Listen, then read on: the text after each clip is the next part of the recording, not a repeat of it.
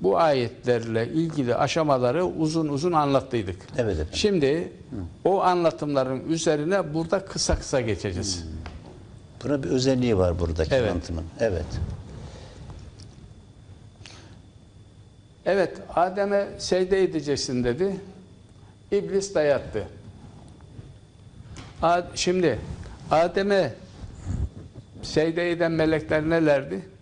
Şimdi önce bir şey yapalım kısacası. İblis orada anlattık. İnsanın bünyesinde Cenab-ı Hakk'ın beynimize yüklemiş olduğu zihinsel fonksiyonlardan düşünce yetisi. Evet. Bu düşünce yetisi indirekt tepki yapar. Evet. Gördüğü zaman, duyduğu zaman, tattığı zaman, dokunduğu zaman, kokladığı zaman bu ona bir tepki verir. Evet. Şimdi bunları biraz ileride hep göreceğiz. Nasıl tepki verdiğinde böyle şey yapacağız. Bu enerjiden yaratılma bir varlık.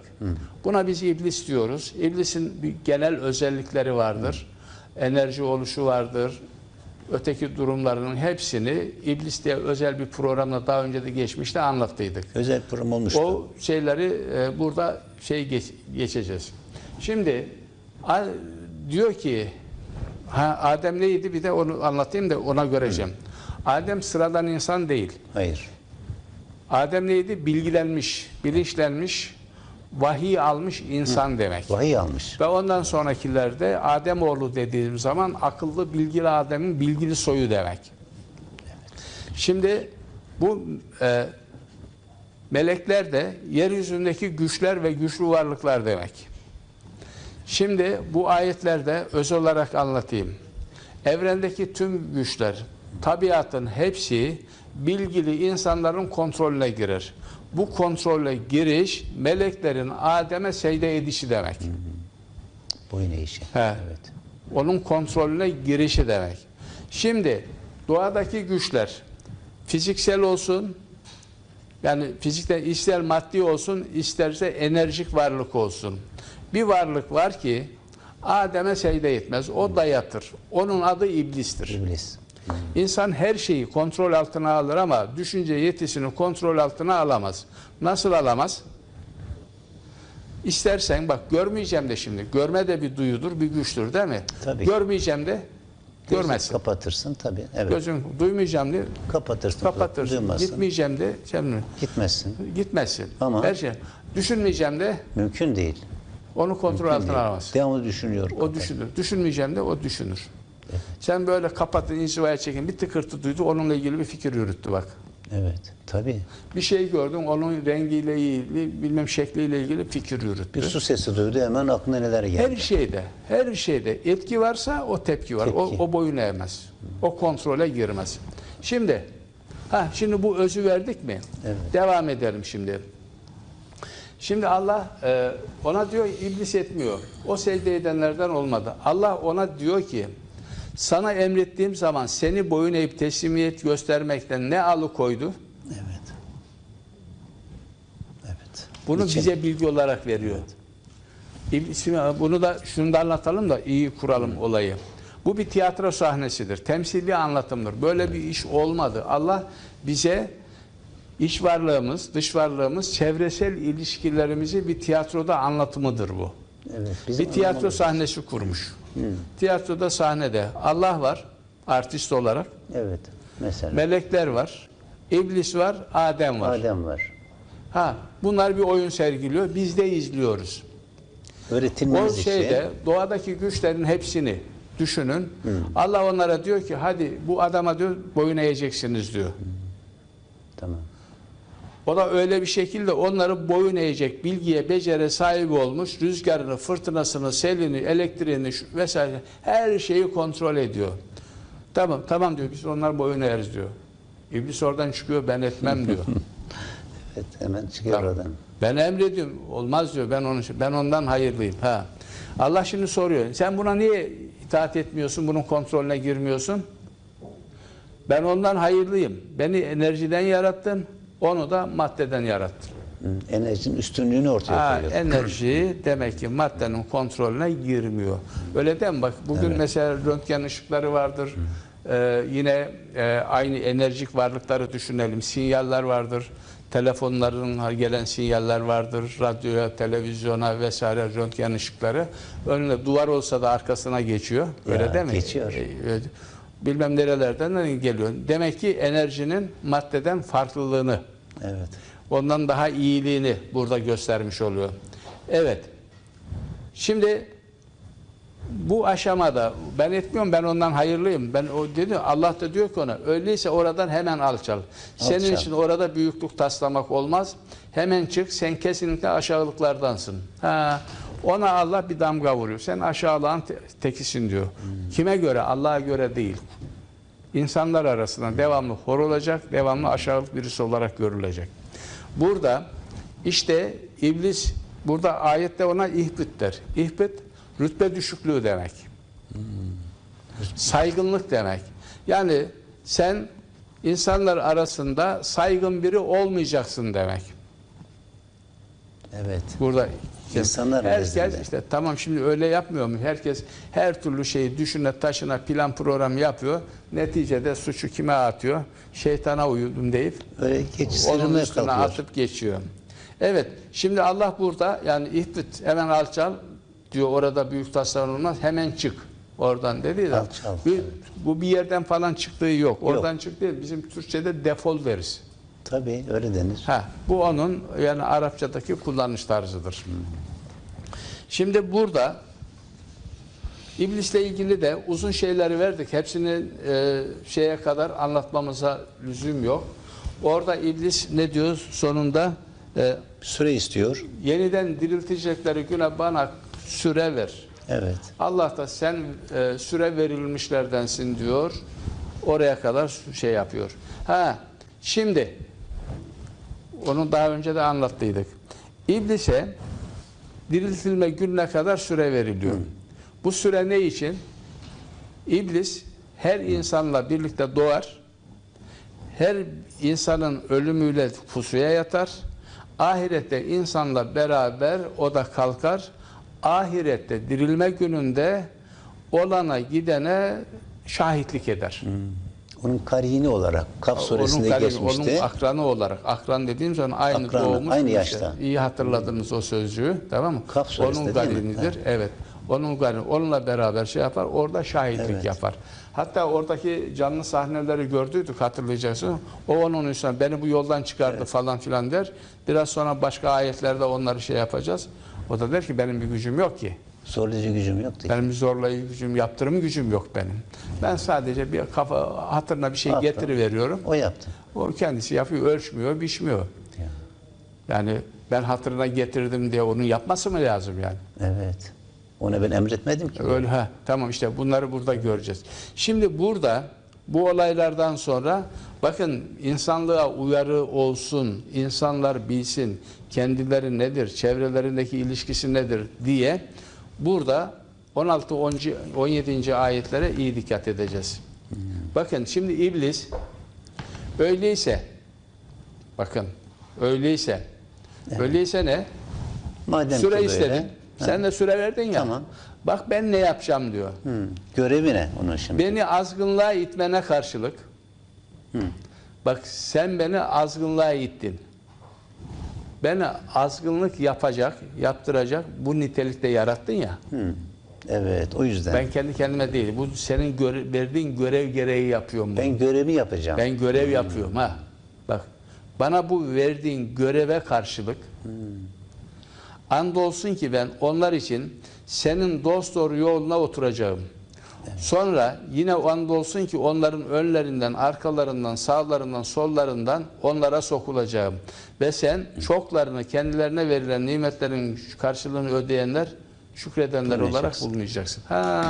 Bak işte bu bilgi insanoğluna yeter. Cenab-ı Hak diyor ki bu iblisin ağzıyla, İblis denen senin içinde bir güç var. O doğru yolun karşısına oturmuş. Seni sapıtır. Sen doğru yolda gideceksin ya. Evet. Seni doğru yoldan saptırtmak isteyebilir. Ve doğru yolun önüne engel olmuş. Yani öyle duruyor. Ve bu sağdan, öyle mi? Soldan, önden, arkadan Dört yaklaşır. cihetten yaklaşıyor. Ha. Neden alt ve üst yok? Burada Oralarda- halbuki hepsindendir. Ama bu alt ve üst pasif yönlerdir. Pasif. İnsana gelen etkilerin az olduğu bir yöndür. İnsan alttan fazla duymaz. Üstten Sezemez, fazla aklında duymaz. var. Sağdan soldan tatması etmesi. Uzaydakini aklınıza- bilmez. Bunlar pasif yönlerdir de onlar. Ama her cihetten. Ne demiştik? Mutlaka altı cihetten, burada dördü geçer de biz onlar pasiflerini de sayalım. Her cihetten insana şeyi gelir, dürtüsü gelir. Dürtü Nasıl gelir? Bir tepki gelir. Bir şey duyar. Sağdan duyar, soldan duyar. Hemen bir şey üretir. Evet. Ve burada şimdi bir ayet daha gelecek ileride. Bunun etki etmediği yer neydi? Uzay. Uzay, boşluk. Yani etki almadığı yer. Etki alırsa tepki verir. Etki alamazsa Tepki yok. tamam. Ama adamı uzaya fırlatırsan düşün ki orada görmez, duymaz, Bir şey işitmez, tatmaz. O zaman bu da şey Uyur. durur. Ha. Uyumaya geçer. O da uykuya geçer. Evet. Şimdi Cenab-ı Hak burada diyor ki bize, İblis diye bir varlık var içinizde. Size ham düşünceler üreterek sizi doğru yoldan ayırır. Sağınızdan solunuzdan gelir. Bu içinizde diyor bak işte bunu. Bunlara karşı uyanık olun. olacaksınız. Evet. Bunu yine şimdi bu ifadede hani bunun yaptırım gücü yoktu demiştik Tabii değil mi? zorlayıcı gücü yok. Yani biz Şimdi, zorlayacak şey bakın yok. İsra 15'te Allah dedi ki git sonra onlardan kim sana uyarsa bilin ki şüphesiz ki cezanız yeterli bir ceza olarak cehennemdir.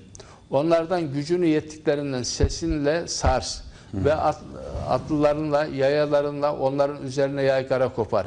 Mallarda ve çocuklarda onlara ortak ol ve onlara vaatlerde bulun.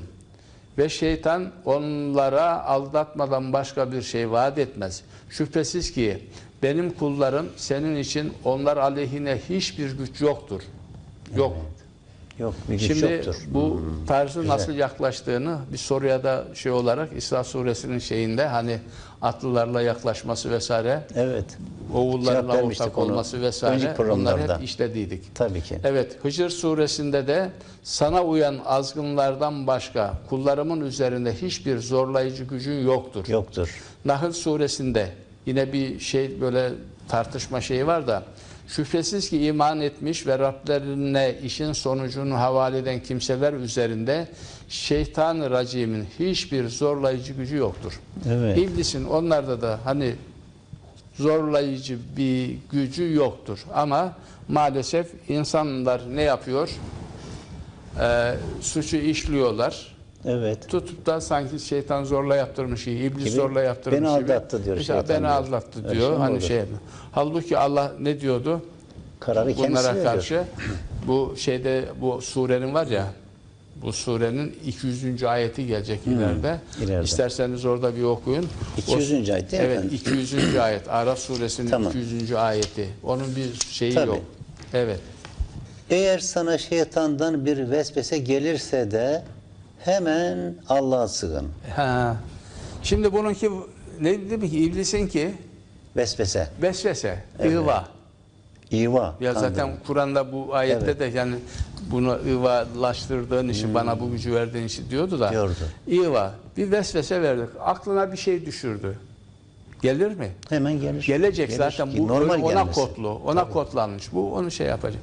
Sen o zaman ne yapacaksın? Allah'a sığınacaksın. Allah'a sığınacaksın.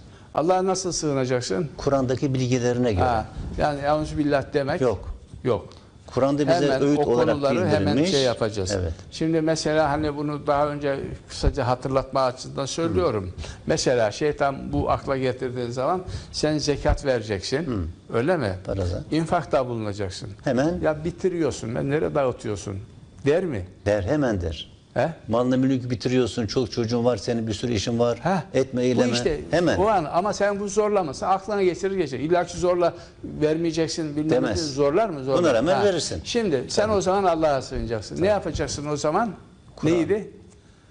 Kur'an'a Allah'a sığındın. Kur'an'daki Kur'an'a infak sığındın. ayetlerine bakacağız. İnfak ayetlerine bakacaksın. Şükür ayetlerine bakacaksın. Allah diyor ki sen infak edersen 1'e 700 veririm diyor Ya, mu? Hani 1'e buğday 700, misaliyle. tabii. Şükür ayetinde sen verirsen ben sana mutlaka artırırım diyor mu? Vaadi var. Şekertüm Allah yalan söylemez diyor ki. mu? Tabii ki. Diyor. Vaat ediyor. Değil mi? Sen birini harcarsan onun yerine başkasını getiririm diyor mu? Evet, aynen. 1'e 10 veririm diyor mu? Hasenat cinsinden Onları olursa. okursan, bilirsen bitti. bitti. Problem bitti. Bitti. Evet. Şimdi bunun işte yine bu Allah'a sığınma oldu. Bunu da Tabii, daha önce sığınmak bu örnek şekilde vermiştim. olacak. Ha, şimdi bunun yaptırıcı bir gücü yok. Burada buna da vurgu yapıldı. Tamam.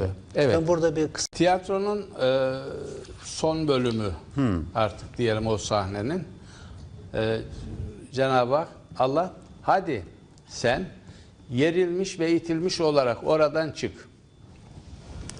Onlardan sana kim uyarsa andolsun ki sizin hepinizden cehennemi dolduracağım diyor. evet, O sahne bitecek şimdi. bitecek. Bir Şimdi sene bitti. bak o şeyde bitecek. Şimdi tiyatro o sahnenin son repliği bu. Hadi sen yerilmiş ve itilmiş olarak oradan çık. Oradan çık. Hadi Evet. defol buradan artık sen onu kovuyor oradan. Öyle diyelim tiyatro sahnesinde. Ama uyarı. Onlardan sana kim uyarsa andolsun ki sizin hepinizden cehennemi dolduracağım. Kim uyarsa? Şimdi bu genel bir ifade ve bu ayetin bu bölümünü Allah'tan sana kim uyarsa andolsun ki hepinizden cehennemi dolduracağım ifadesini bundan sonra Kur'an'ın ileride gelecek surelerin çoğunda göreceğiz. Evet. Kim şeytana uyarsa, kim iblise uyarsa, kim Allah yolundan başka bir yol ararsa hepsinin cehenneme gideceğinin ilktidarı da burada. Tamam mı? Genel ifade burada. Bu genel ifade burada. Bunların ayrıntıları çokça gelecek. Şimdi iblise uymak nedir?